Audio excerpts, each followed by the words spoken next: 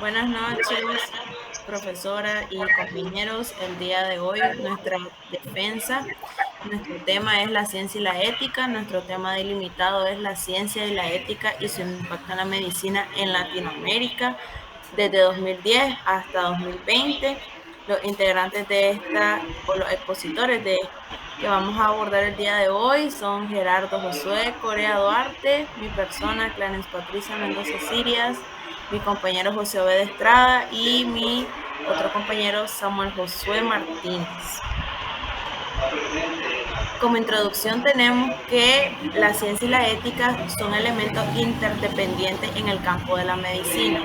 En este caso, la ciencia impulsa el progreso médico, pero también plantea cuestiones éticas importantes que deben ser consideradas.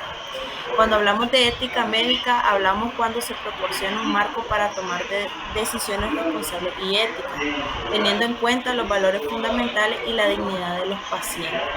En Latinoamérica, la relación entre la ciencia, la ética y la medicina se enfrenta a desafíos particulares, lo que requiere un enfoque reflexivo y adaptado. El planteamiento del problema se basa en la siguiente situación. En nuestra región latinoamericana podemos notar diversos problemas éticos en la aplicación de la ciencia. Estos dilemas abarcan los temas como la bioética, la manipulación genética, la investigación con células madres, la clonación, la consejería genética, entre otros. Se han dado casos en nuestra región que el personal médico utiliza sus conocimientos para realizar prácticas como abortos clandestinos o para desarrollar programas de cómputo, en este caso de la ciencia, con el fin de promover la pornografía infantil. Y en este caso, pues se entra en un campo, ¿verdad? O existe un campo para la discusión ética. Nuestros objetivos se plantean de la siguiente manera. Tenemos lo que es el objetivo general, que es analizar la ciencia y la ética y su impacto en la medicina en Latinoamérica en el periodo de 2010 a 2020.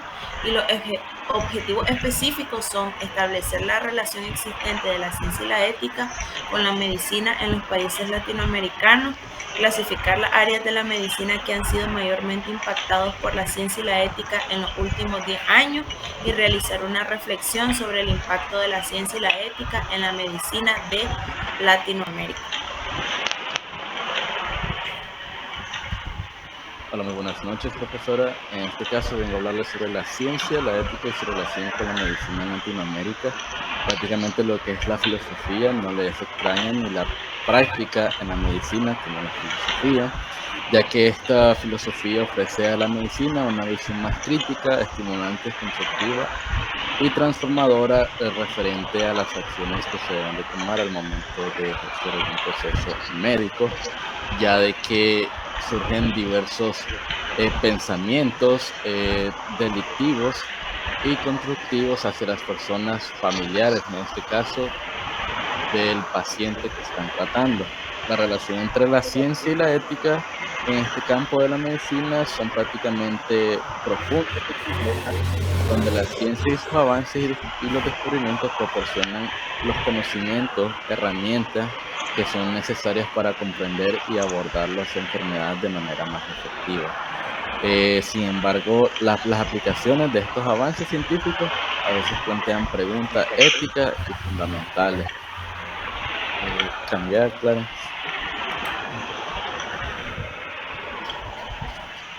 También tenemos lo que es la bioética. La bioética en América Latina prácticamente está fuertemente influida o influenciada por creencias religiosas, lo que resulta en una regulación más restrictiva del orden de la salud sexual y reproductiva.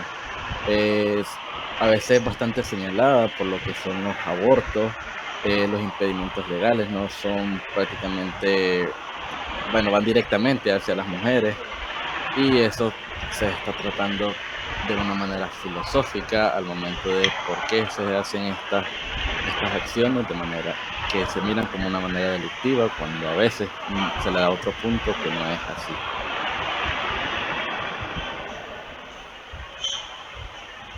Con respecto a la genética, el debate democrático ha tenido más bajas que altas en América Latina y la discusión sobre las implicaciones bioéticas de la genética pueden cuestionar las estructuras de las relaciones sociales y del poder político.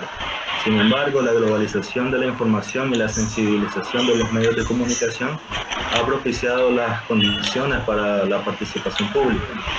El debate social está empeñado por el desconocimiento y la irresponsabilidad de los medios de comunicación y por el fundamentalismo de las religiones cristianas.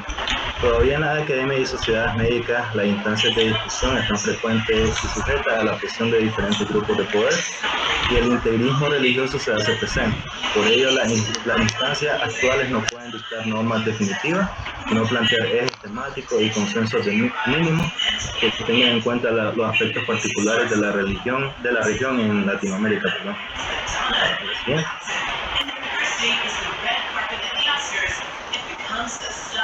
Okay, con respecto a los campos de la genética, desde la teoría de la herencia cromosómica de Mendel en 1865, la genética tiene dos campos primordiales de acción, la investigación y la clínica, los cuales están íntimamente ligados.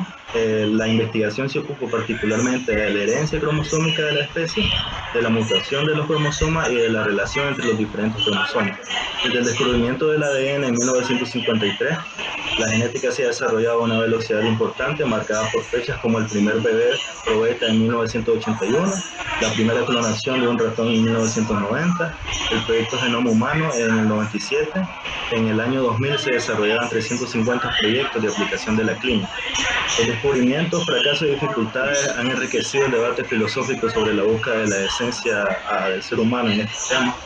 A pesar de la tiranía de la tecnología y el uso autoritario de los conocimientos científicos, la comercialización de la tecnología médica, que preside el desarrollo de la ciencia en general y de la genética en particular, en lugar de ponerse al servicio del ser humano, es material recurrente en las críticas que abogan por una ciencia más humana. Y bueno, con respecto a la consejería genética, a la dificultad y la imposibilidad de acceder a las pruebas genéticas en América Latina forma parte del problema general de acceso a los recursos de salud, aun cuando no se considera como los básicos de salud propuestos por las reformas estructurales.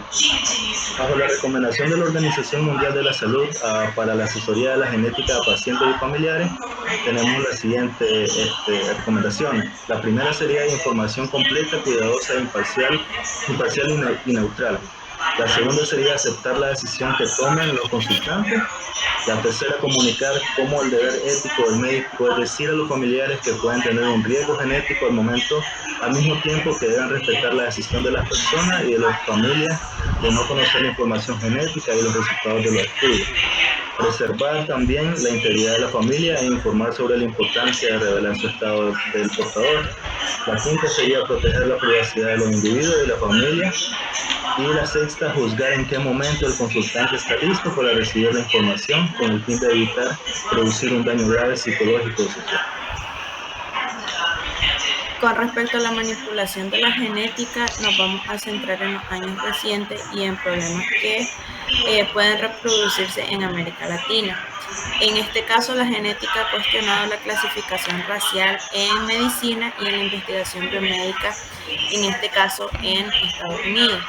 Esta preocupación responde al hecho histórico de discriminación racial, aunque los epidemiólogos y otros científicos estadounidenses consideran que esta clasificación es útil para emitir hipótesis sobre los factores de riesgo genéticos y ambientales, porque hace un hincapié sobre la región geográfica del origen ancestral de un grupo particular y que históricamente las particularidades genéticas han sido determinadas por la geografía.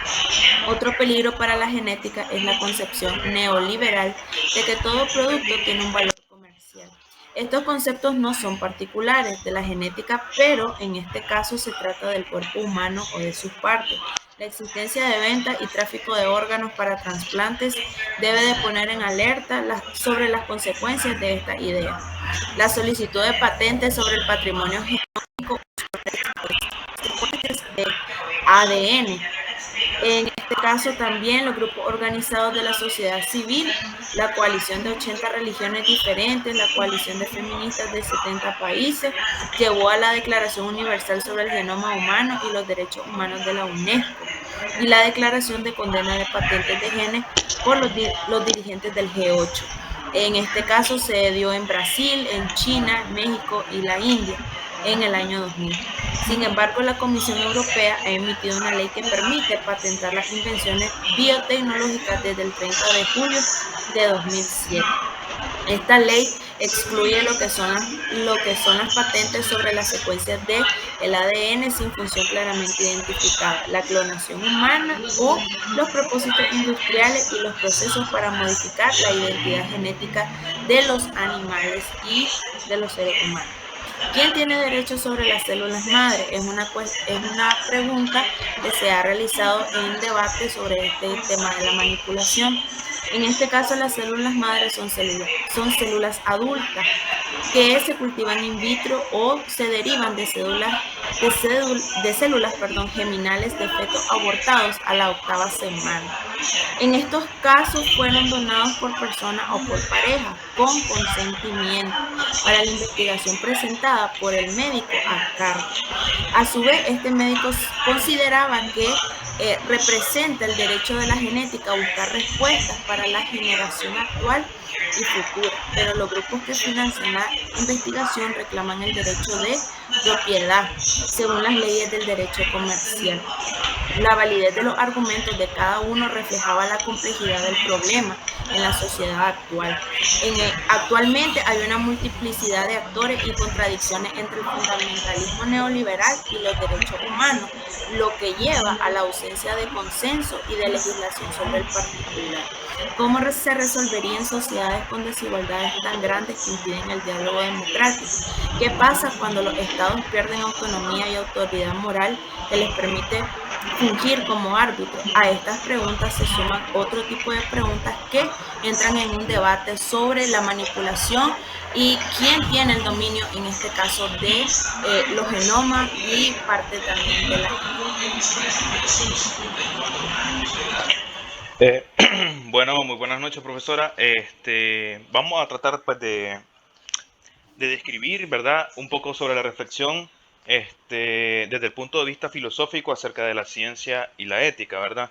Entonces, primeramente, esto no es reciente, ¿verdad? La preocupación por los problemas morales acerca de la ciencia no es nueva, ¿verdad? Entonces, hay muchos científicos con ciertas inclinaciones filosóficas, ¿verdad? Como pueden ser Lucrecio, Spinoza, Hume, Kant, Engels, Dewey y Slick, ¿verdad? Los cuales detallan o analizan ciertos escrúpulos que hay en la conciencia de los científicos. En este caso, pues, en lo que es la Primera Guerra Mundial.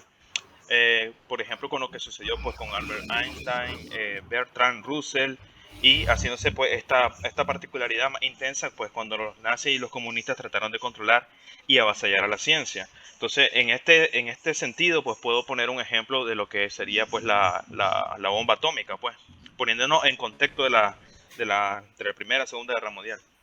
El desarrollo de la bomba atómica fue un desarrollo científico. Ahora, ¿dónde viene la ética en este punto?